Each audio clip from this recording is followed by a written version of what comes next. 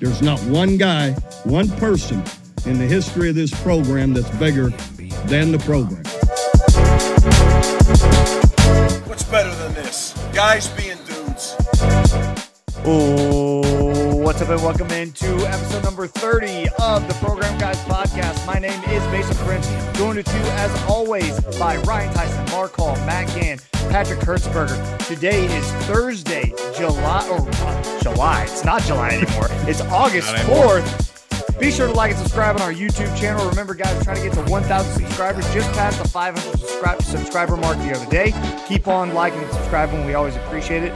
Follow us on Twitter at Program Guys with a Z, on Instagram, Program Guys with a Z, Facebook, Program Guys Podcast. And you can also find us on your, however you get your podcast, Spotify, Apple Podcasts, Google Podcasts, whatever it is. Boys, how we doing? It's a great day. I'm 30. Turned 30 on Sunday. Happy birthday. 30th episode, and I'm 30. I know. This is episode 30 for 30. Plan that better. 30 for 30. 30. Yeah, exactly. How was It's, your birthday weekend? Tell us about your 30th. It's the big 3-0. What'd you do? We had a little beer Olympics, consumed some adult beverages at my house, and we got a little too turned up, but that's okay because it was a darty.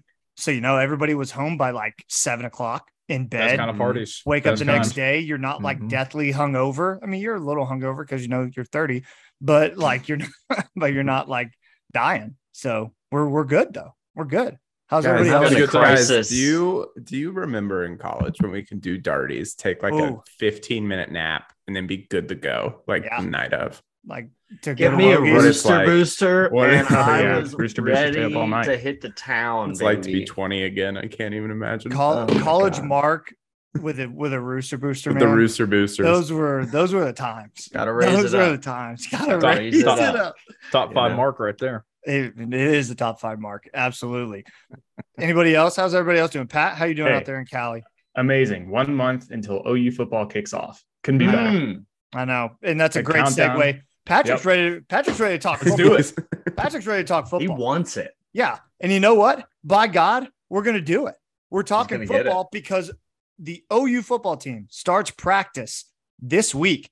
They officially take the field on Saturday, I believe, but Thursday is the first day of meetings. So while you're listening to this, the boys are talking shop. They're watching film, doing everything they need to do to get ready for that first game of the season. We had OU Media Day on Tuesday. OU Media Day on Tuesday for the local media. We heard from Brent Venables, Ted Roof, Jeff Lebby, a lot of players. We will get to what they said in those press conferences in just a hot second. Let's go ahead and start with the Brent Venables press conference and kind of go through that. He talked for 27 minutes. Honestly, guys, it was a little more subdued. Succinct. Yeah. He looked kind of tired. He looked like a dude. He looked like a dude who recruited his ass off for a whole month. Yeah. Seriously. Yeah. Just like needing a little bit of a break. He hasn't slept since January. Yeah. I mean, he really hasn't. Usually his pressers make me want to run through a brick wall, but this one had me kind of like taking a step back and level setting of, him reiterating 40% of the team has never taken a snap for OU football and 100% of the team hasn't seen any of the schemes, right? So they're currently working on all new things.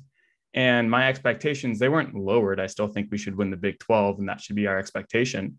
But they were level set in the sense of my expectations for us not being a little sloppy have now been lowered. I do think that we could be sloppy, but I also have faith that the coaching is really great and the team's very motivated, that our season, we will continuously progress rather than regress as we did last year. So just a little bit of a level set for me, but still a lot of expectations on my end.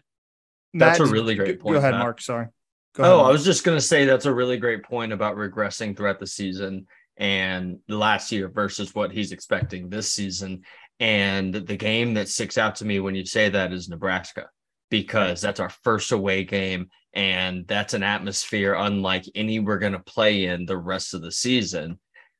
Are the guys going to be ready right at the snap to play in that kind of an environment? You hope that they are. The coaching is there for them to, but you don't know until you get hit in the mouth. And that'll be something that's interesting to see. Sort of an aside from the press conference, but just wanted to touch on it. Matt, did anything stick out to you from that press conference at all? I think it's just more now we're focusing on the present, right? We've pretty much all July, we were talking about 2023 and obviously all the great recruiting that BV has done. Obviously, you can tell he's pretty tired from all the hard work that he's put in, but it's definitely showed out. But now he's talking about this year's team. What, 118? Is that the team number, 128? Whatever it is. But he's got to focus on this year's team, and that's what I think he's really getting after, especially with, like Patrick said, a lot of these guys have never played a snap before. We got a lot of transfers from other schools, a whole new coaching system. I mean, everything is just brand new to all these players, even who have already been there, right? So I think it's good to get focused back on this year's team, even though we've had so much excitement in July. We still have some great news coming up with some commits possibly coming in the future, but this is really the main focus on this year's team and what we have to deal with now. Ryan, anything? Yeah, I mean, everything that everyone has said is spot on. I think the biggest takeaway for me and like this whole experience, I know we're going to talk about recruiting, but just like the past 6 months, this man has been able to completely change a culture. And I have worked in really large corporations before, and it is very difficult to change a culture, let alone change it in 6 months. And I know he's brought in like a new defensive coaching team and everything like that. And the coaches that remained were really on board with this, and he's been here before. But I still think that is just an incredible achievement, that even if we do get to the field and we aren't as good as we fully expect, which I'm now team win the Big 12. But I think that is awesome and something that's going to affect our program for a very, very long time. What I found interesting was he was asked about Schmitty and how the summer workouts went. And of course, you're going to say everybody got bigger, stronger, faster, because they did. If you look at the metrics, I guarantee you when the rosters come out and we compare these guys' weights from their spring to like what they are probably going into fall camp, some guys are going to be bigger, stronger, and faster, probably most of them. What I found interesting is Brent said that Schmitty is the same guy that he's always been from when he was there in 99 to now. And that's something that's great, because when you're trying to build a culture like Brent is, you need guys who aren't going to change with the times. You need guys who are going to be your rudder and be right there where you always need them to be. And your strength and conditioning coach needs to be one of those guys. He needs to be the guy who's not going to change. Let you and your coaching staff be the change when you need to, but some things can't change. And I think Schmitty's one of those things that can't change. So I thought that was interesting as well. Also, something I wanted to add, I heard a quote from Brent that I didn't know if you guys caught. He said, quote, "We'll be where we want to be when it's all said and done, but they need to be able to develop those habits now, whenever we bring in our freshman class and years on down the road at developing a program, continuity, and a system to be able to hold the bar very high so that the standards are high for these kids from here on out and they understand what's expected of them." That was a great quote. You know, when he said that, not at his press conference, he said it in 1999 because they posted something on ESPN Plus. Now with the new deal, the old interview from Brent Venables in 1999, he's the same effing That's dude. Awesome. He's the same you did dude. This, Mason. Yeah, He's that's the same so dude. cool. Yeah. Yeah, right? Yeah, it's crazy. You Go got check us. it out. You got ESPN us. Plus. Got us. You got us. I'm Good fired Sooner up. content. He was so ready for it. He was I'm going to end on this quote, blow people's minds. That's right. He's the same dude. He was 28 years old back then. He's however old he is now. Hey, he's the same guy. And then we won a championship the next year after that, correct? Might have. Yeah, we did. Correct. So. Correct. His being 28 in that video and my being 27 and me is a tough look for me. You know, he's just like authoritative. He's the same guy. I mean, he's not.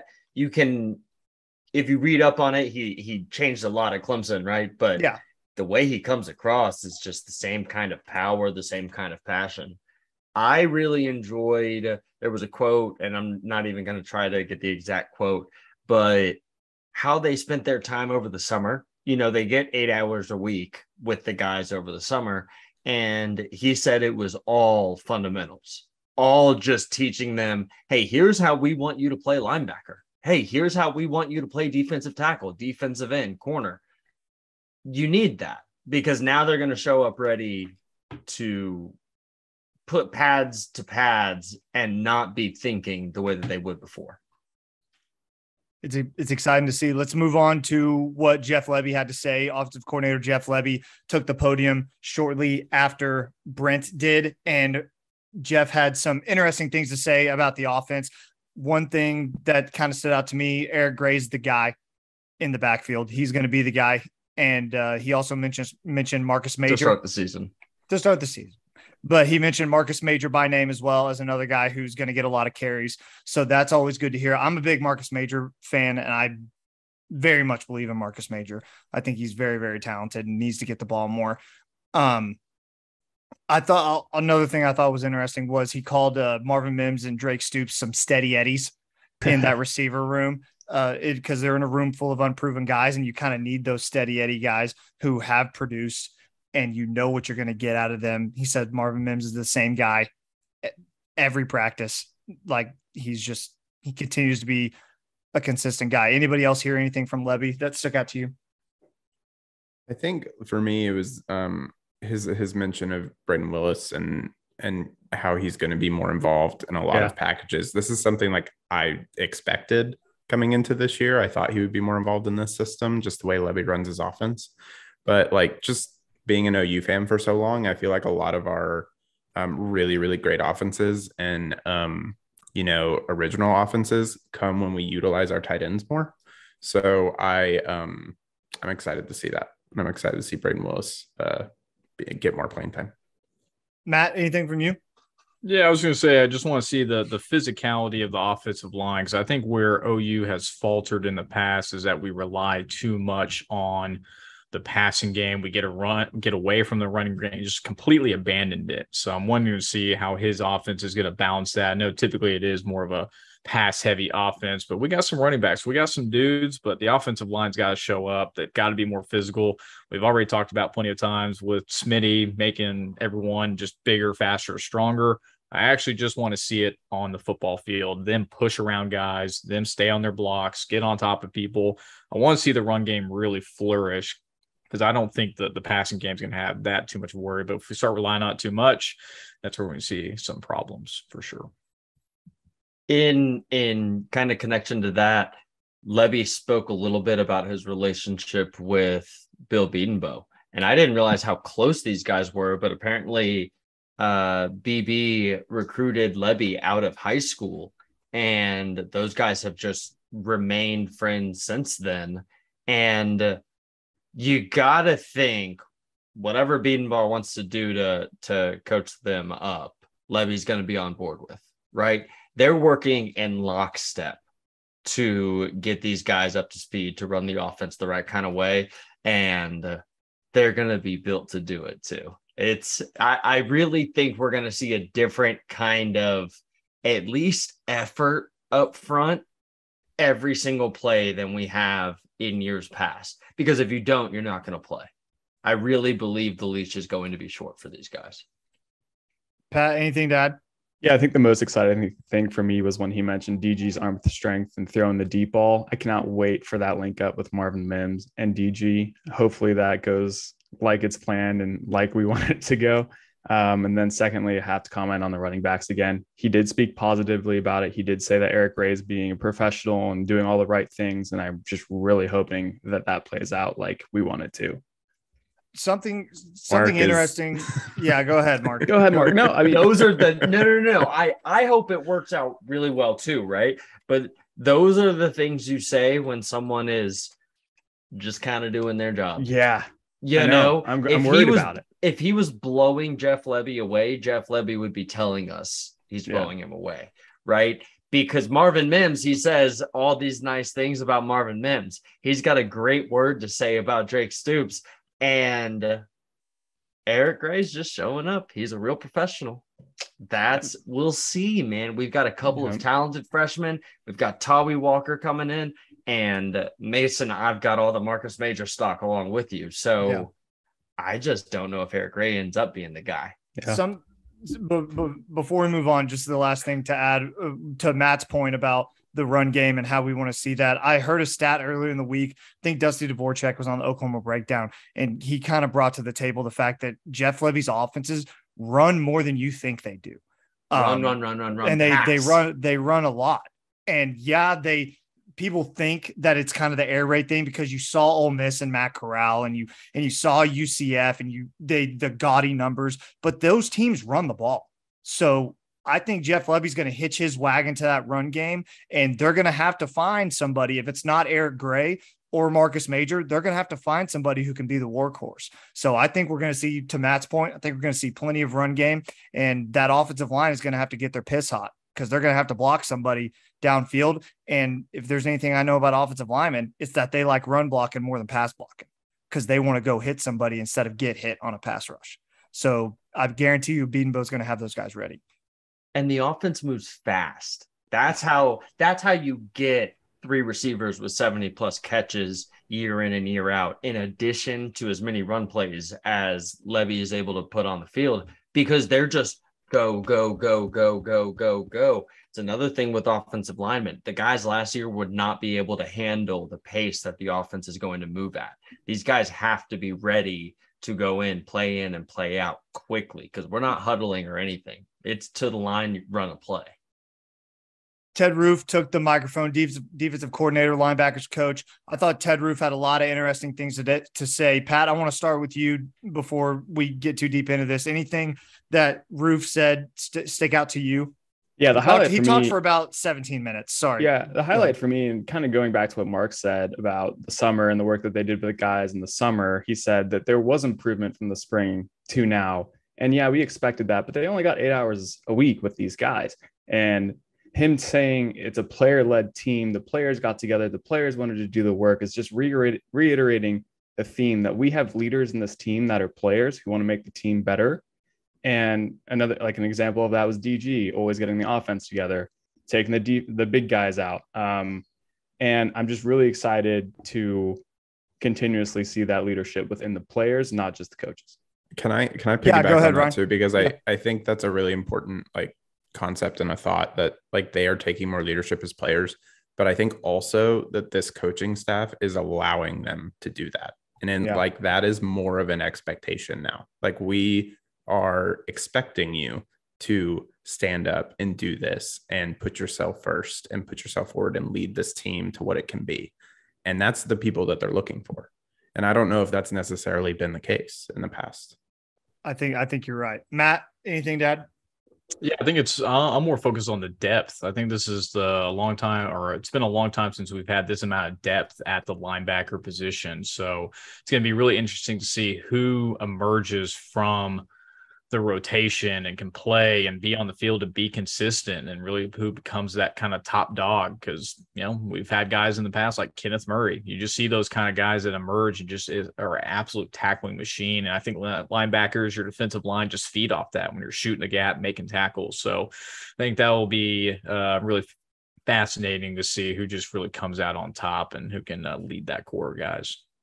Mark? Yeah, I want to highlight something he said about Coach Ted Roof said about David Uwegbu and how he lost 20 pounds over the summer, just getting his body right for this coming season. That's incredible. That's really something. And you look at kind of like what Matt was saying, what he can bring to a linebacking core that includes 8 guys that were comfortable hitting the field.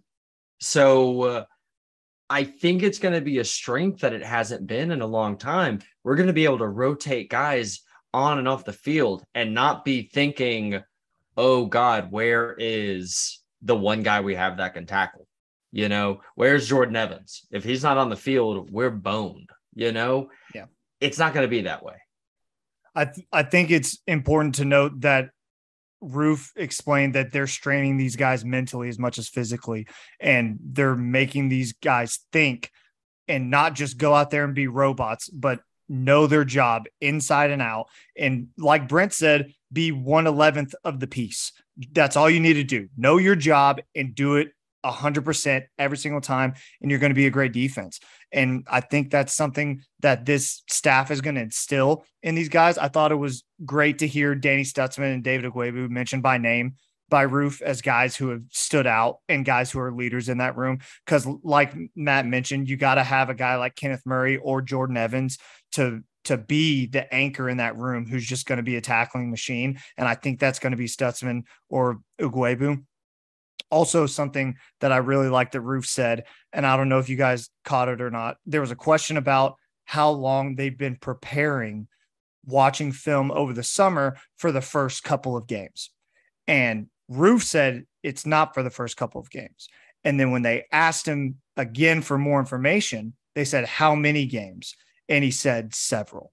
And to me, that sounds like they're going to be halfway through the season and they've already done some sort of film study, the coaching staff, at least, not the players, but the coaching staff has done work, I would guess, up to the Texas game, because the Texas game makes the most sense. But this staff is taking it full on, and I'm sure it's not an abnormal thing. I guarantee you Division I staffs do a bunch of tape watching in the summer because that's all there really is to do. But to know that Ted Roof just said several. He's just said several. I'm gonna interpret that one differently. We're watching Bama already. That's right. We're going that. We've skipped the UTEP and Nebraska film. Screw Texas. Let's watch Bama. I'm with you, Pat. One step at a time. One step at a time. But yeah, I think I liked everything that Ted Roof had to say.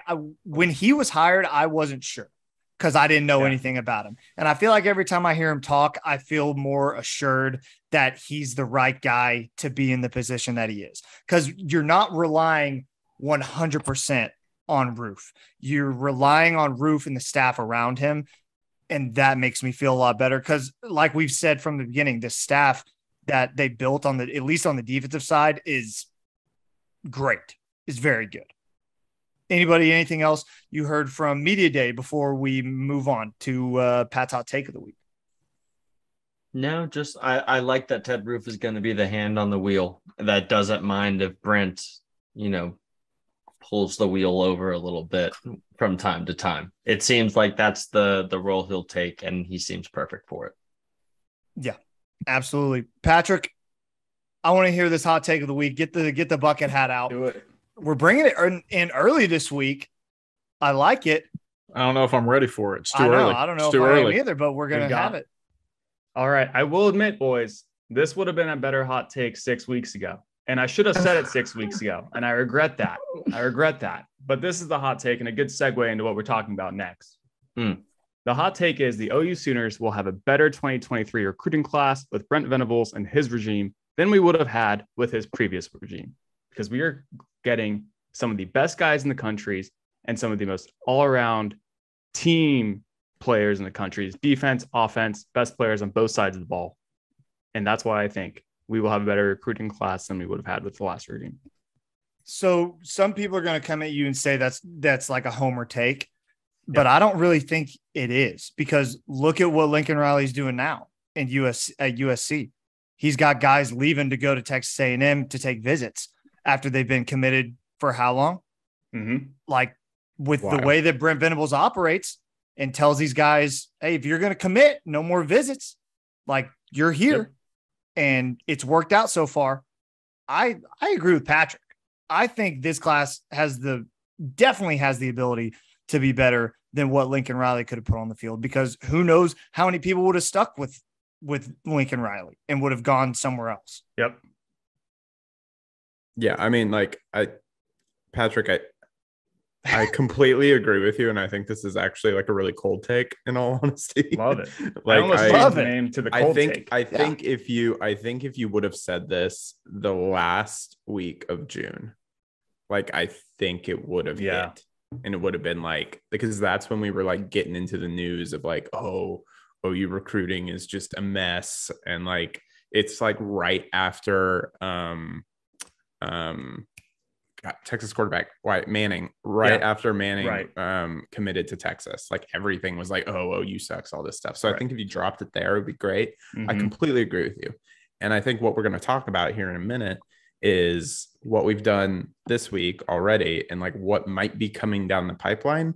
And if those things come down the pipeline, there's a very good chance that this class of 23 is the best recruiting class OU has ever seen. So like, yeah, right. The class is proving to be historically great for an Oklahoma class. I do want to take us back a year real fast when we were sitting on commitments from number 1 quarterback Malachi Nelson, number 1 receiver Brandon Ennis, and 4-star running back Trayon Webb. And who was that other running back who transferred like the day or recommitted like the day after? You know, we had the makings of a really great class. I guess it's like, how much do you think they could have improved upon it? Because during Lincoln's regime, it would seem like we would get these high-profile guys and then just some dudes. So the top-to-bottom strength of this class is something that we for sure wouldn't have gotten out of Lincoln if he was still coaching here. But the top-heavy nature of his classes sometimes lends itself to high averages. And we were the number 1 class of 23 when he left. So, you know, kind of warm take, Pat. I like it, baby. All right. We'll take nice. it. Matt? Yeah, I agree with Tyson. A little cold in here. Freezing. Would have been a great take a month ago. But Matt's wearing a pullover. It's so cool. I know, that's so how cool. are you wearing a polo? It's 105 degrees. Yeah, this is why your electricity bill is so It high. ain't 105 degrees in my apartment. I'm not sitting outside. Gosh. Anyways, Patrick. Yeah, very cold take. Obviously, we've seen what the class can do. It's on historic measures, especially on the defensive side of the ball. And Mason, I'll let you take it from here because I'm really excited to talk about some of these guys that are still on the list of potential guys that could commit to us. And I'm just super excited about it. It's going to be incredible. Yeah, like Matt said, let's get into it. Party at the Palace last weekend, and by all accounts, that recruiting weekend was very, very good to the Oklahoma Sooners. They are currently number 6 on the composite 24/7 class of 2023 rankings. That is very, very good. In case you're wondering, this week's commitments: D-end Colton Vasek, I believe that's how you say his name, 4-star. 6'6", 230 out of Westlake in Austin, Texas. 4-star defensive lineman Derrick LeBlanc. He's 6'5", 265 out of Osceola High School. That's Kissimmee, Florida, which I've been to a lot of times, actually, surprisingly. Disney World is. Yeah, it is, but it's also, where fishing lakes are. No. I'm just kidding. But guys, let's talk about first those 2 recruits.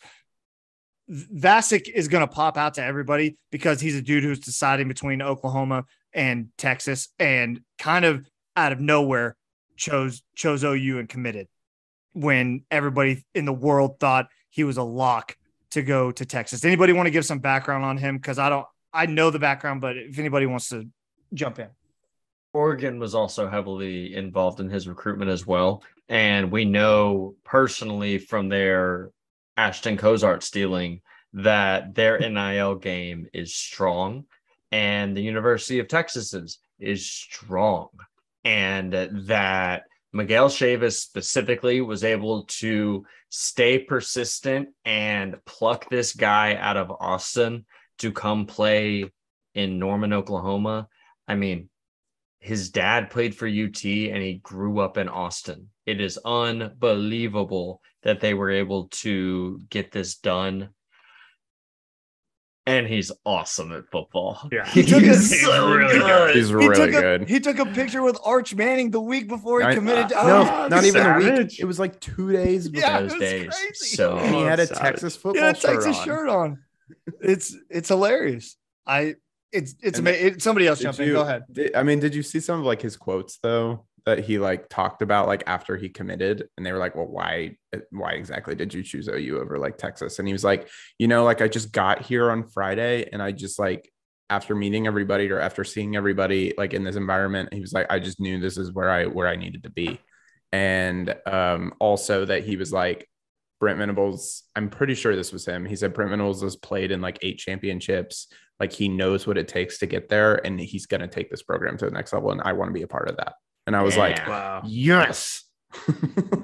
And he's also just like a monster, and I can't get over just it. really good at football. So one thing on Miguel Chavis, releasing a video of him just swimming in his pool during the announcement was interesting to me. Like he was, I mean, we knew when Colton was going to announce, and Miguel was like, I'm going to take a dip in the pool and just wait for this announcement to come out and make a sick video. It was just interesting to me. Pat, it might have been a Be Real though, right? Yeah. I mean, yeah.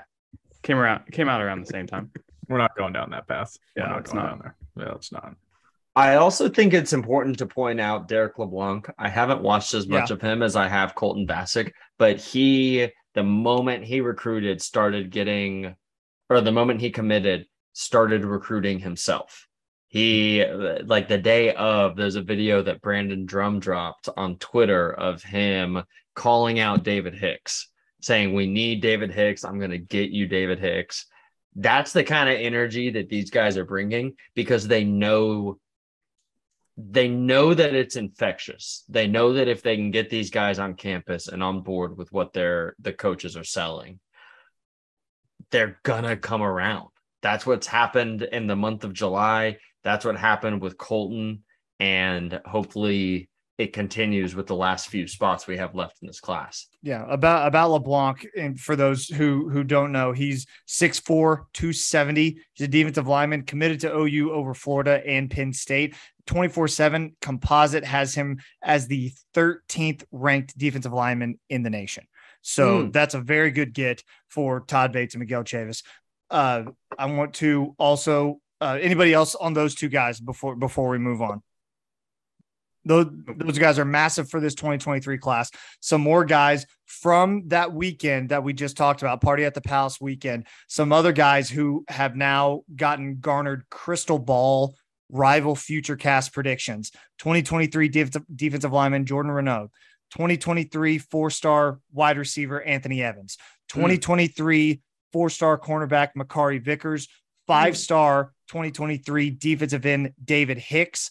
5-star 2024 defensive lineman David Stone, 4-star 2023 athlete Jacoby Johnson.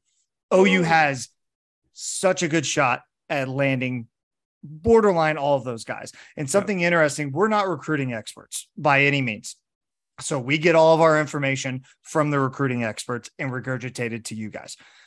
But from what I'm hearing and reading, this is completely unexpected for OU to be in the hunt for this many quality guys, because you do the math and you think, oh yeah, OU invited however many guys, they're going to land, 20% of them. They're at a chance now that they could land upwards of 40% of the guys that they had at the Party at the Palace weekend last weekend. That's an insane hit rate for a staff who is brand new, who hasn't coached a game yet. They haven't played a game.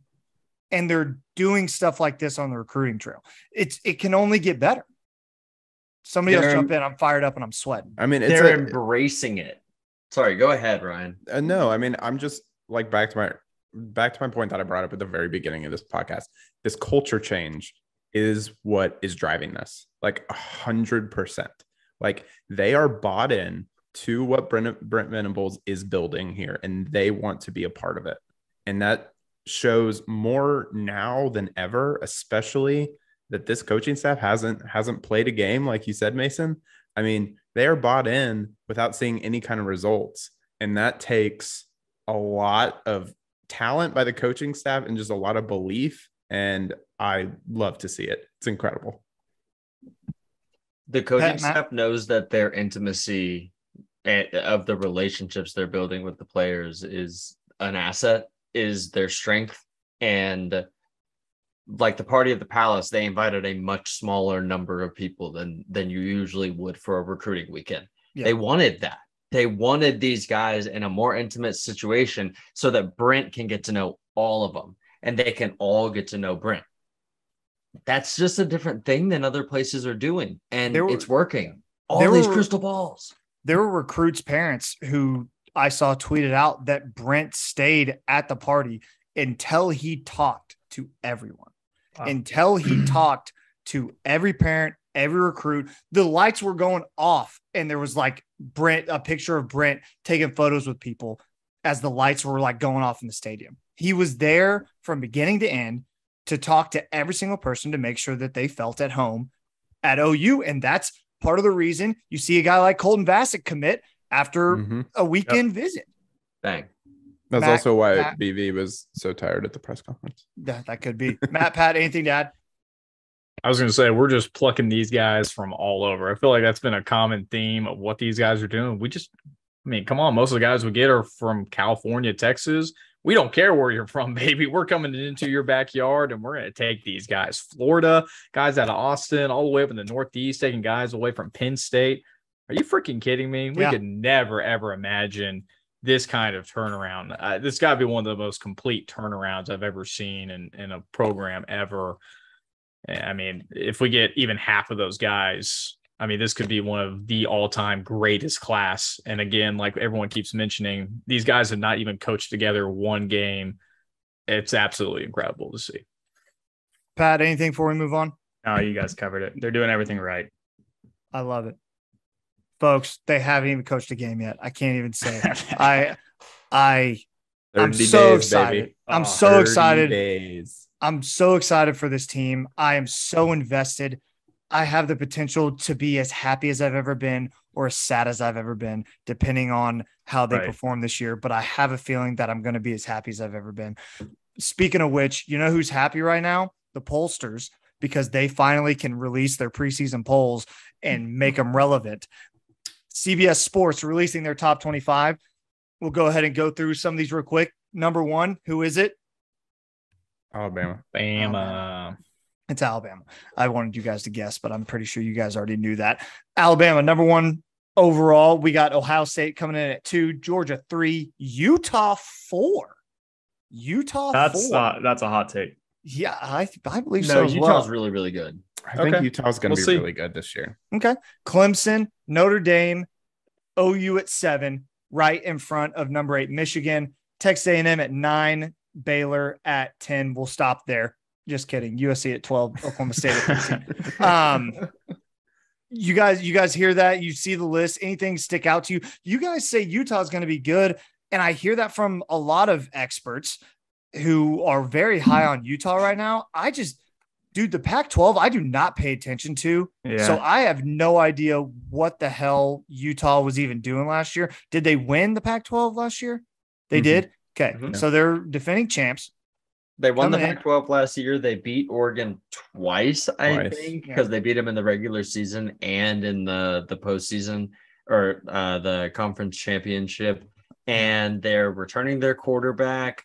The name of their coach is escaping me, but is it Wisenhunt or Whittingham? Whittingham. Kyle Whittingham. Yes. Yeah. And Ken Wisenhunt. He's good. He's been there. And Ken Wisenhunt used to be friends with my dad when they were both in college. Aww. Wow, amazing. Cool. Yeah. Isn't that cool? Amazing. Get him on the pod. Yeah. I don't know.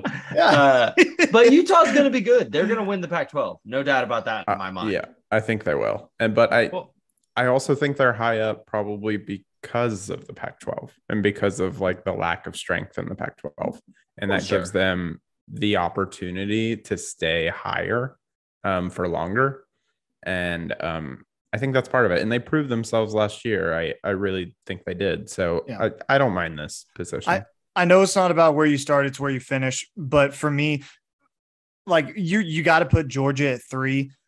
I just don't have a feeling that Georgia's going to be anywhere in contention at the end of the year. Like, the SEC East isn't that great, but I don't know if Georgia has the horses. They lost so many guys on the defensive side of the ball coming into this year. And I know Kirby Smart has top 5 classes. He's had them for a long time now, and he's a great recruiter and he's a great coach. I want to give Kirby Smart all the credit in the world. But losing that many guys, not only that many guys, but veteran leaders, and now having to replace them, I don't know. I mean, yeah, I think they're going to win multiple games. Like, I think they'll win 10 games, but to be the number 3 team in the country and have a shot at the college football playoff, I don't know if I see it for Georgia. My biggest takeaway from this list, guys, where's Texas? Not here. Oh, it's dude, great. I don't know. Great. Where are they? Oh, I Are they didn't not see in that. the top 25 here at all? Oh, they're not. Oh, that's beautiful. Wow. This beautiful. ties into what I wanted to say, which is I'm glad that we're like all these experts are done playing games with Right. Oklahoma's placement in these things. Like, oh, maybe Texas wins the Big 12 instead. No, get out of here. We're the best team with the best coaches with the most talent. That's what it is. And sure, Baylor at 10, that looks good to me. Oklahoma State at 12 or 13, sure, whatever. Yeah. I don't know. I doubt it. So but to me, that's like you're really counting on a lot of Spencer Sanders just carrying the load, and we've never seen him do that. So, yeah, original point. OU at 7. I think that's pretty good. I'm fine with it. The big thing is they're the top Big 12 team. That's, to me, the right thing. Yeah. What do y'all think about Clemson at 5? I tend to think that we are generally underrating what losing Tony Elliott as OC and Brent Venables as DC is going to do to that team. Well, and they struggled last year because of DJ Uiagalelei. Yeah. And he's going to be the quarterback again this year. Maybe. So yeah, maybe. But I mean, if it's not, then it's a first-year guy who's going to be starting his first college football games at Clemson. Granted, playing an ACC schedule, so take that for what you will. Start the season with Georgia Tech. All right, rambling wreck. I believe in you, but yeah, I don't know about Clemson. Matt, you have anything to add? Yeah, it's actually where I was going to go. I think Clemson at 5 is way, way too high, just based on what last year showed, not having a good starting quarterback, lost a lot of defensive guys, a lot of assistant coordinators, like we just mentioned. I just don't see how they put Clemson at 5, only maybe based on the ACC schedule, but that's the only thing I can think of. I mean, Brett, go ahead, Ryan. Look, I don't want to be like picky or anything, but isn't that the same argument you can use against putting Oklahoma at 7? No, because there's no one in the ACC other than Clemson. Well, no, but you're saying Clemson is too 25. high. That's what you're saying, right? Yeah, they're too high for what they're like, because they lost their which I agree with you, because they lost their defensive coordinator, because they lost all that. I mean, like, we lost most of our coaching staff. We have a brand new coaching staff. So, like, couldn't you make the same argument? I'm not saying that Oklahoma. I think more mine is based on their starting quarterback and DJ. Okay, just a significant drop from Trevor Lawrence the year before, and you see how much they struggled in the ACC. I think they're only up there because of their soft schedule. They had a ton of defensive injuries last year as well. You gotta throw that excuse in there as well. They had a lot of guys injured on the defensive side of the ball. Brent said that, other people have said that as well. So I don't know. Yeah, their schedule's kind of cupcake, but people are going to complain about schedules all the time. So what's it matter? I mean, I would contend that losing the guy that helmed a top 10 defense like every year, even last year, I think, is a bigger deal than OU losing Alex Grinch. That's well, I know, but really, especially when we replace him with Brent Venables. And on offense, Jeff Lebby's had a better offense the last 3 seasons than Lincoln. So you're not wrong. Hopefully we hit the ground running there is kind of the thing. Brett Mcmurphy had a interesting tweet. I wanted to read this off to you guys. I'm sure you probably saw it. He tweeted it out on Wednesday. 6 schools projected to be favored in every regular season game. Those 6 are Air Force, Alabama, Georgia, Ohio State, Utah, and Oklahoma. Crimson Tide and Ohio State projected to be double-digit favorites in all 12 of their games. I thought we weren't favorites against Texas. Might have changed. Was that like early? Yeah, early odds. Did they think we have like a good 2023 recruiting class? So now they're just like, yeah, I don't know. For sure. I don't know. I also, it's like these things are so weird because you don't know what books people are using or what's legit. Brent Mcmurphy's legit for sure, but I don't know about anything we might have seen. Yeah. Well, It's go ahead. No, you guys covered a lot of the top 10, top 15 teams here. So I'm going to go further down the list to number 24, the University of Tennessee. That is an absolute joke that they're 24. Let me tell you, they're going to be the third best team in the SEC this year, behind Alabama and then Georgia. They finished last year with a top 10 defense, and they have the second best quarterback in the SEC currently with Hendon Hooker. Their hardest game besides going to Georgia is Florida at home, a game they can win. I foresee them maybe dropping 2 games, but that's it. I think they will finish top 10 if they do play with that good of a defense, and if Hendon Hooker owns up to the expectations and plays as good as the second best quarterback in the SEC. Just wait. Did Becca pay you to say all this? Or No, was that sponsored by my It girlfriend? was just Becca. facts. It was just facts. Was a Tennessee volunteer. If you think A&M's going to be better, they haven't even announced starting quarterback. They're between 3 guys right now. This is wrong. It's not this wrong. should have been your hot take. They might should have been your hot be take. the Well, yeah, fourth best team this season in their own division. Not at all. So let me SEC read East. off teams that I think are going to be better in the SEC East than Tennessee. Georgia, Yep. Mhm. top 10 last season, Kentucky, Wrong. with a potential top 10 quarterback, Will Levis, coming back, coached by a Stoops. You retract that wrong, sir. I mean, hey, Hooker's got an OU coach too. So That's right. Yeah, but we don't think about him. We didn't like him. Meat sweats, Josh Heupel, baby. we like Heupel. South Carolina, I am high on this season. Too high. Too high. I think you're too high. Too much stock in that one. To think they could be third in the division? No, I'm with Mark. To Well, think when you they say could be third in the division, division. in That's the worst all I'm division of the saying right SEC here. in the SEC East. Of the Yeah, I two. mean, Maybe Okay, third cool. in I'm the- just It's a saying they're it's a better than crapshoot. Tennessee. That's if not they were in the being other too division, high. they'd be the last Hey, ones. to be Okay, fair to sure, Mark, but you guys are coming at me, and I'm just saying third in this division. no. To be fair to Mark, you could be third in that SEC East right there and still win 9-8 games. Yeah, That's a solid South Carolina football team that's going to take the field with Shane Beamer. Sorry, go ahead, Mark. Beamer. No, and then maybe Florida. Who knows? I don't really trust in Billy Napier, but we'll see. Right. Last thing I'm going to mention before we move on, don't sleep on Arkansas at 16. They were the surprise team last year. They got in some really good transfers this year. They returned KJ Jefferson, their starting quarterback from last year. Our Kendall Briles is an offensive mastermind for that team. Jaden Hazelwood is on the team to replace Traylon Burks, which those two things are not equal, but that's okay. I'm just saying, I believe in Jaden. I think Jaden's very good, but just look out for Arkansas. I think Sam Pittman's got something working there. They're not going to win their division by any means, but they're a team that could threaten to win double-digit games. I think they could win 9. So watch out for Arkansas. Okay, boys, let's move on to some undeniables. Undeniable segment. I think this is our last one. I think this is it. No, it can't be.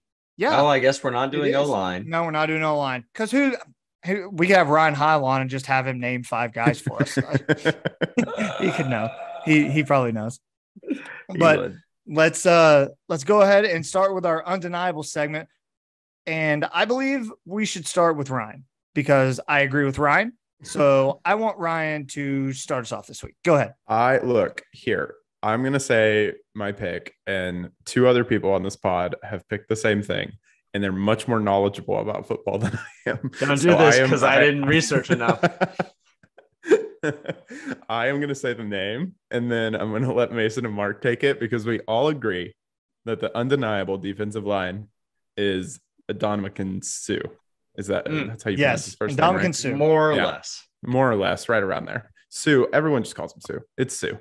Nebraska, incredible career. I mean, Mason, you look like you have the statistics ready. I'm ready for them. I'm trying to get them up in front of me. I had them up earlier, and I thought you guys were going to take it because I feel like I talk too much all the damn Let me time. just go ahead. Let me just go ahead because it truly is undeniable, and I think that anyone else will have trouble arguing against it. He was a unanimous first-team All-American in 2009, the same year that he won the AP College Player of the Year and finished as a Heisman finalist. You do not see that out of these defensive linemen. You don't see it out of any defensive player except for my previous undeniable pick, Charles Woodson.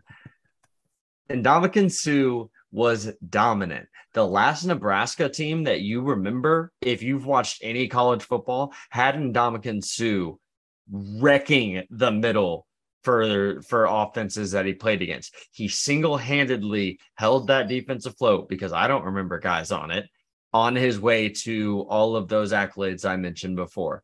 Obviously, his best season came as a senior during that year before he left, and I don't know much about freshman through junior year because of that, but the season he had and the impact he had on college football, like I said, guys, you don't get to the Heisman Trophy award ceremony without being great.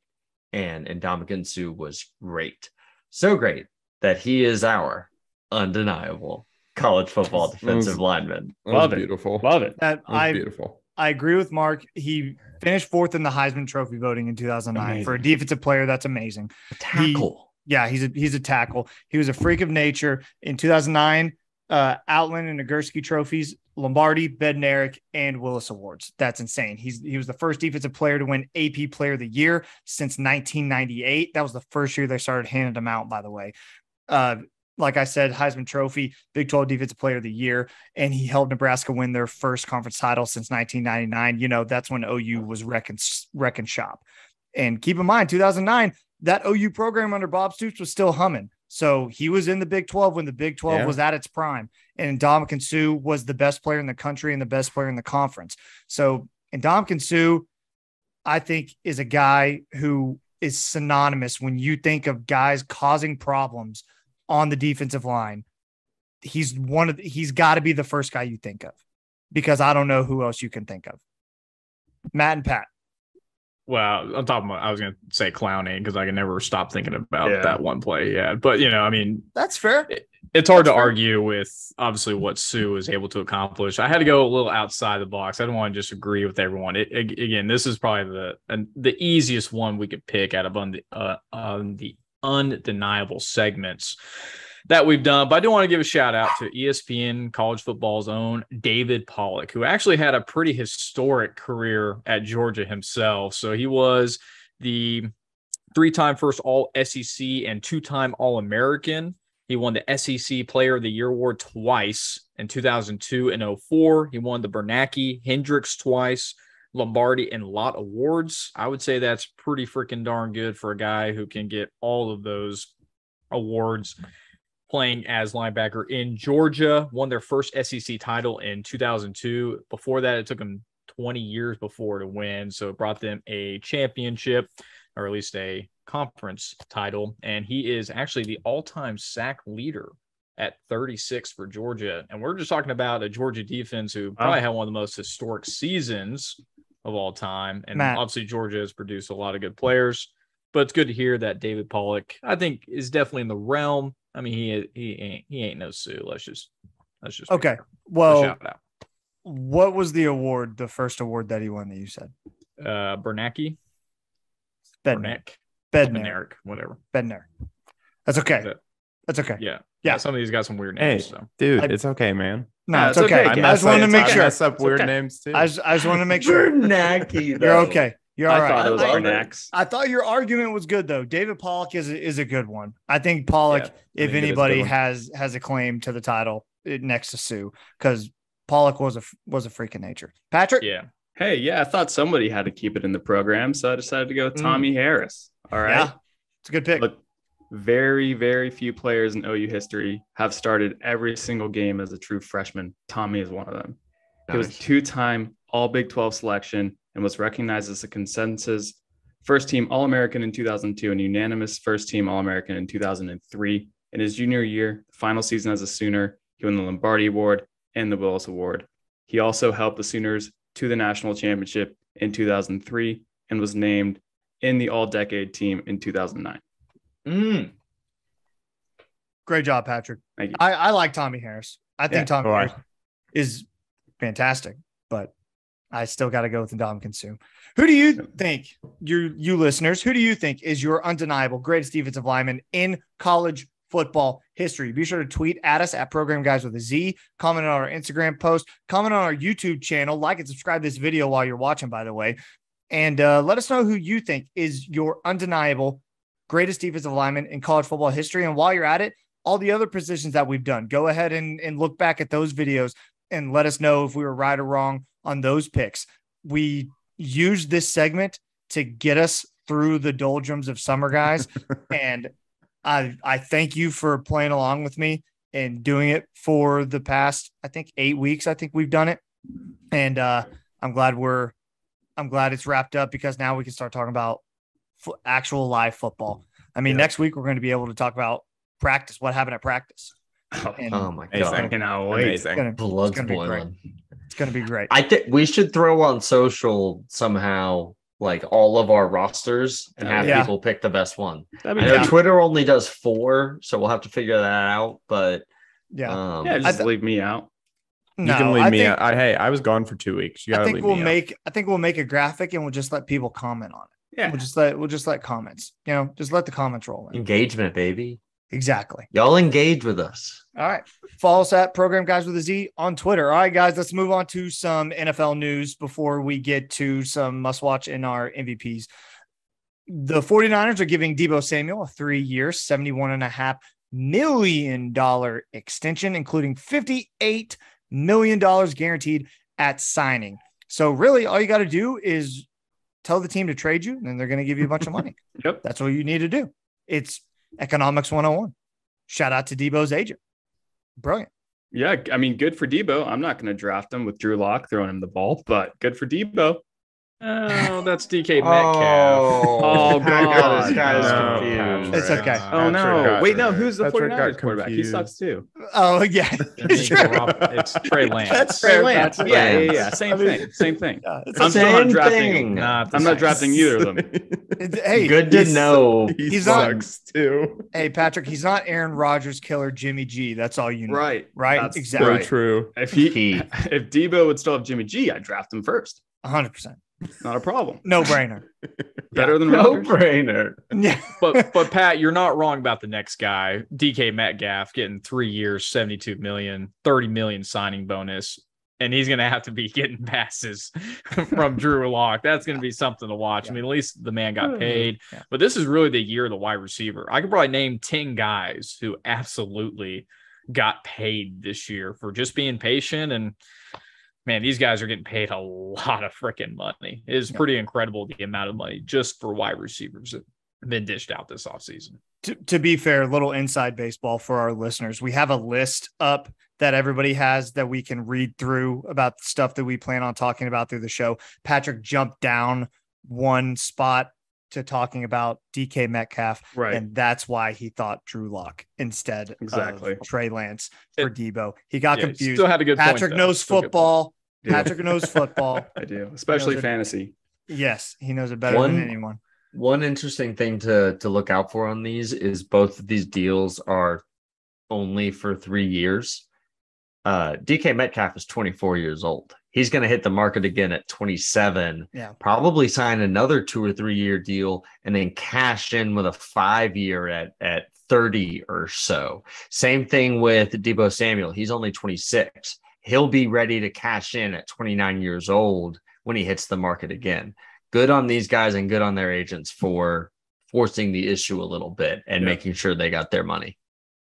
It's absolutely terrifying to me that DK Metcalf is 4 years younger than I am. I hate it. Crazy. That's nuts. So good at football. It's tough. It's tough.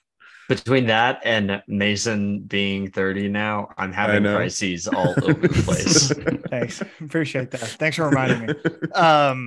All right, let's move on to really probably the biggest news of the NFL week, unfortunately, and that is the Miami Dolphins. Not even the Miami Dolphins. Screw that. I'm not even saying the Miami Dolphins. The Stephen Ross and Tom Brady tampering charges that were brought forth. So if you don't know, in case you were living under a rock, the NFL found the Dolphins and Stephen Ross guilty of tampering with Tom Brady in 2019 while he was with the Patriots, and also in 2021 while he was with the Buccaneers, trying to get Tom Brady to come to Miami as a part owner and also as a player. You can't do that. You can't talk to a player who is already under contract. So because of that, the Dolphins were stripped a first-round draft pick in next year's draft and also $1.6 million. They're their owner was fined, and that's Stephen Ross. I'm a lifelong Dolphins fan. I love the Dolphins a lot. I hate Stephen Ross. There's an argument to be made that no one in the history of my life has done more to make my life a living hell than Stephen Ross. And that's saying something. He's an absolute joke of an owner. He will not go in front of the press and take the blame for anything. He released some half-ass BS statement saying how he wants the focus to be on the team now and not worry about what he did or didn't do wrong. Shut up. You're a bum. Now, because he's not going to get in front of the press and answer questions, Tua Tagovailoa and Mike McDaniel are going to have to answer questions. Two guys who were not involved with that at all. Tua got asked about it today. I called my shot. I said it yesterday that the next time Tua's in front of a mic, they're going to ask him about it. Yep. And they did, which they're reporters. They have to, because guess what? Stephen Ross isn't going to step in front of a microphone because he's a coward and he's a bum. Sell the team. I hate you. I hate you so much. You ruin the thing that I love most in the world, and that's the Miami Dolphins. Someone else talk. Tell us how you really feel, Mason. I'm so over it. So over it. The thing that bothers me is Tom Brady has agency, and to treat him like a innocent third party in all of this is strange to me. He's signed to the Tampa Bay Buccaneers. He cannot be having those conversations with an owner of another team, even if his agent is the intermediary. I don't get why that's just fine. Yeah. And maybe the punishment is all these guys getting hurt on the Bucs O-line, but yeah, it's weird to me that he goes scot-free. But let's say Mark's right. Or not say Mark's right, but let's play this little scenario. We can say it. Yeah. Say Brady didn't have any association with these talks. What if it was just his agent? That's fine. In my opinion, because Brady's not having the talks. He's not actively involved. Tom Brady's named in the report as having conversations with Stephen Ross, Dolphins ownership, and the minority owners. Like, he was involved. There was a plan. There was a plan in place, and it blew up because of Brian Flores. People are calling him Karen Flores now. That's kind of sad. But he's caused a lot of problems. But Team Brian, I love it. Chaos. I know. Yeah, I like it. He caused a lot of problems. All right. Anybody else about the Dolphins before we move on? Fins up. Thanks, man. On the bright side, they're looking great in training camp, and I'm very excited. They're looking solid. And on another bright side for you as a Tua Tagovailoa fan, they can't really draft his replacement next year now. No. True. They can't. Kind of got to stick with him another season. Yeah, you really do. You really do. Also, congrats to Tua. He was mad that people found out, but he got married the other day. Little civil ceremony in Miami. Cute. He didn't want people to know, but paparazzi were staked outside, I guess, and did court records and looked to see when he got married. So all that is public. So yeah. Congrats to our most famous listener, Tua Tagovailoa. I know, that's right. All right, Ryan, must watch of the week. Let's get to it, baby. Bang bang. Yeah, it's must watch time. I'm gonna make this one quick, guys, because I know we're pushing time here, but I just need to tell you up front. I teased this last week. Oh yeah. This is my favorite TV show of the year, like by far. And you guys need to watch it. And Mark is really not gonna like this because it's all subtitled. But okay, today I'm gonna talk about Pachinko. It's on Apple TV Plus. That's where you can find it. And the first season is completely out on streaming, so you can watch the whole thing. Season 2 has been greenlit, so season 2 is coming. Pachinko is, I'm not even going to list off the actors because you won't know any of them. But this show is based on a book, and the story is about basically 4 generations of a Korean family, a Korean born family, that the main character is basically the older grandma in present day. but essentially you see her life from when she was a kid to when she's an adult to when she is an older Korean citizen. So essentially this is all about, it's a family story about in the 1900s, Korea was, I don't know if they were necessarily attacked, but they were taken over by Japan. And like, I believe it was like the 40s or 50s. I might have the dates wrong there, but they were taken over by Japan and occupied by Japan. And this show is all about how we watch this Korean family, basically this woman, get taken from her home in Korea and pulled into Japan because of her circumstances and everything that goes into that, and like how they live their life and how the racism affected them. And just, it's really, really intense stuff. And it's, from all my accounts that I have seen and all the stuff that I have read, seems to be very, very accurate. So it is like a really just incredible show to watch. And it's hard for me to explain because it's so, when this book was written and they talked about really like filming it and turning it into a different medium, you were like, well, it's too difficult. It's too sweeping. It's too much of an epic. It's 4 different generations. How are you going to tell this whole story?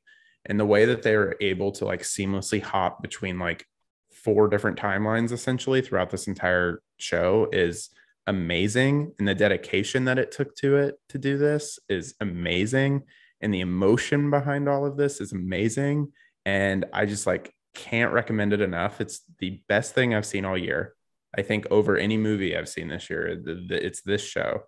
And I always have a barrier to entry. I've talked about a lot of high points. My barrier to entry is specifically for Mark.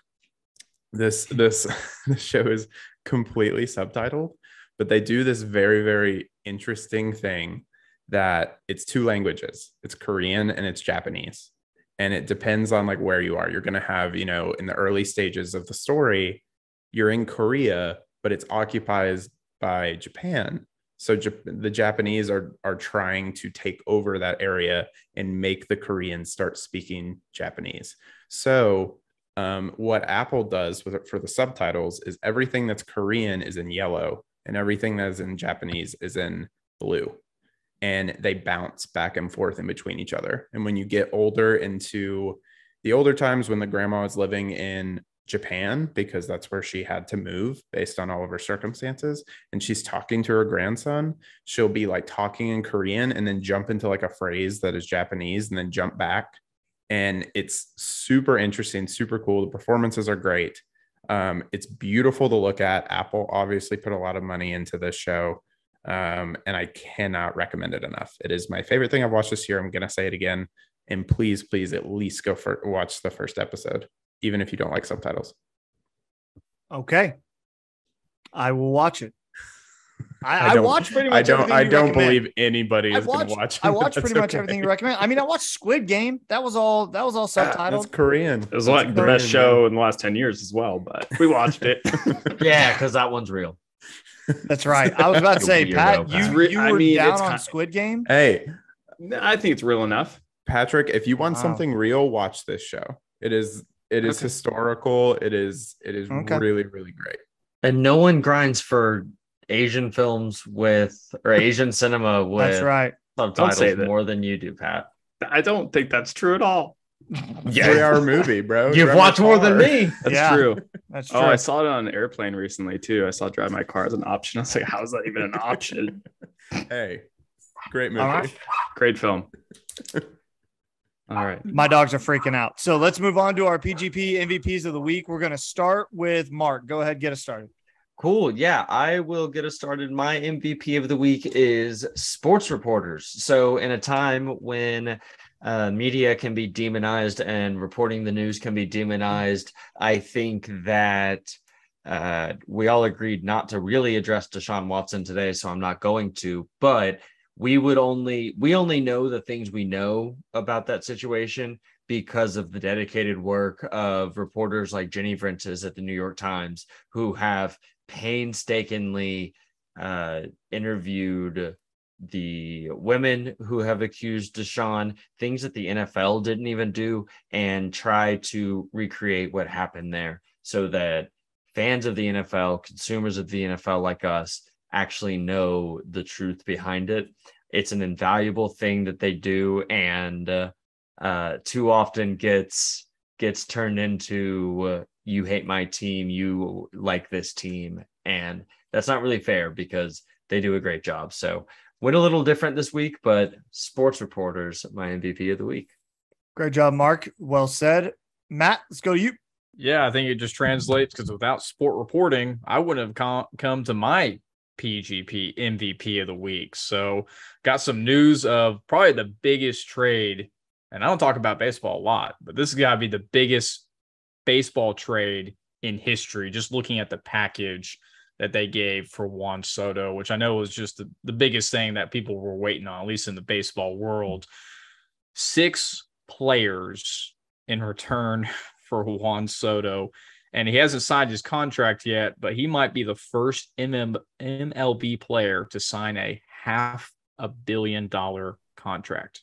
$500 million for one player. Now, obviously, that will be probably over like an extended period of time, but $500 million or $500 million.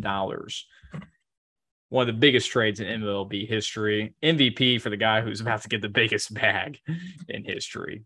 And I think this translates right to you, Mason. Well, his agent is Scott Boras, and Scott Boras obviously did some coaching because he was in his introductory press conference. Juan Soto was, and they asked him point blank if he wanted to be in San Diego long term, and he said, "I'm just focused on this year right now." So he definitely could sign at San Diego for long term, 100%. No matter where he signs, Matt's right. He's going to make upwards of $500 million. But it's funny that, you know, San Diego's excited about all this stuff. And that's just what Scott Boras does, because he never wants his clients to put a definite yes or no on things, because money changes everything. As Scott Boras knows, that's why he's the best agent in the game. Let's keep it at some baseball. My PGP MVP of the week is Vin Scully. Vin Scully passed away yesterday at the age or not yesterday, 2 days ago, at the age of 94. Vin Scully, if you don't know, he was the voice of the Brooklyn and Los Angeles Dodgers for 67 years on the radio and on television. If you don't know who Vin Scully is, I guarantee you do, because he was on such famous calls as Dwight Clark's The Catch in San Francisco. That's his voice. Kirk Gibson's famous home run in the 1988 World Series, where he said, in the year of the improbable, the impossible has just happened. You remember that. You remember the Bill Buckner play in the 1986 World Series, where the ball goes under Bill Buckner's glove and the Mets win the game in a walk-off fashion. You also remember Sandy Koufax's perfect game in the 60s that Scully was there to call. 94 years old, died peacefully in his home. He was the voice of baseball, voice of summer for a lot of people, for a lot of baseball fans, and credit to Vin Scully on an amazing career and an amazing life. May he rest in peace. All right, who's next? Mason, you just get so passionate about your MVPs. Well, I really appreciate it. It's really hard. You gotta be passionate, you know? Yeah, I'll go. What's life without passion? Go ahead, Pat. I'll admit my MVP of the week didn't do anything this week, but as a guy I wanted to talk about and that we haven't talked about, and I'm sure we'll be circling the wagons again this fall, and we will be talking about him more.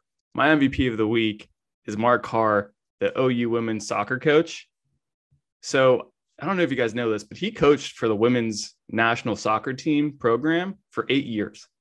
And a lot of those years were coaching their youth teams. So U15, U17, and U20, he was the head coach for all those teams. Came to OU 2 years ago, and this year we are going to have the number one class of 2022 in the Big 12, and the number 11th best class in the country. This is the highest ranking OU women's soccer has ever had, and it's because we got an incredible coach in Mark Carr, and I cannot wait for what's to come for women's soccer, not just this year, but for years to come with such an incredible head coach. And once again, shout out to our man, Joe C. Joe C. hiring all the best people. Also, shout out to Patrick. Soccer starts this week. Yeah. Patrick, Premier League. Yep. Excited? I'm going to a German bar on Friday. We have an 11:30 kickoff, Bayern Munich against Frankfurt for the Bundesliga. So okay. Bundesliga starts this week too. I didn't know that. I thought it was just Premier League. On this Friday? Yeah, this Friday. Where are you now? I think he meant he's going to a No, bar. he's just going to a Sorry, bar, I'm like a going to German bar. bar. I'm going to a German bar. I'm going to Okay. a German restaurant to watch the game. But you are going to Germany in like 2 weeks, aren't you? No, London, then France. Yeah. Oh, We okay. share way too much. Personal Yeah. information, guys. I don't want my birthday shared, all this stuff. Y'all That's do fine. too much. Hey, it No, makes us more relatable. That's Yeah, true. exactly. You got to relate with people. All right, round us out, Ryan. Yeah, so mine's not gonna be long because we've already talked about him, but I got to give it up for defensive football coach Miguel Chavis. I'm not gonna lie to you guys. I had doubts when he was hired by Brent Venables. He's really young. He's doesn't have a ton of experience other than at Clemson, and I didn't know what kind of recruiter he was going to be. And BV put him in a position, a very, very high up position, and everyone was like, what is this? We're not really sure. And he has been arguably the biggest piece of this recruiting class. And nothing shows that more than Colton Vasek. Nothing. That is one of the biggest recruits we have ever pulled in just because of the circumstances around it and what we were able to do. And we've already talked about this to death, but like how he was able to flip somebody whose dad went to UT, who had 2 days ago been in a Texas shirt with Arch Manning and came onto the party at the Palace and was like, yes, I want to be here. And went against his entire family. I'm sure his family were probably like, hey, like, do whatever you want. We believe in you. Like, we want the best for you. But in their heads, they were thinking, don't do this. So That dad's pissed. Yeah, the dad is like, this was supposed to be a lock. And I just think it's incredible. And I love I love him on Twitter. I think he's great. I think he interacts with people really well. He seems very personable, and he's going to be a really, really special coach. And I'm glad we have him right now. Yeah, I got a very bad/good feeling he won't be in Norman for very long. I feel like he's going to get some opportunities somewhere very soon. So good job on the MVPs this week. And just like that, guys, the episode number 30 is a wrap. Be sure to like and subscribe on our YouTube channel. If you're watching right now, help us get to 1,000 subs before the end of the year. Follow us on Twitter at Program Guys with a Z, on Instagram, Program Guys with a Z, our Facebook page, Program Guys Podcast, and be sure to download, rate us 5 stars on Apple Podcasts, Spotify Podcasts, however you find us, get your podcast. That's where you can get us. Anybody else? Anything before we get out? Nope. Nobody has anything. All right, Pat, take us out. Keep pushing.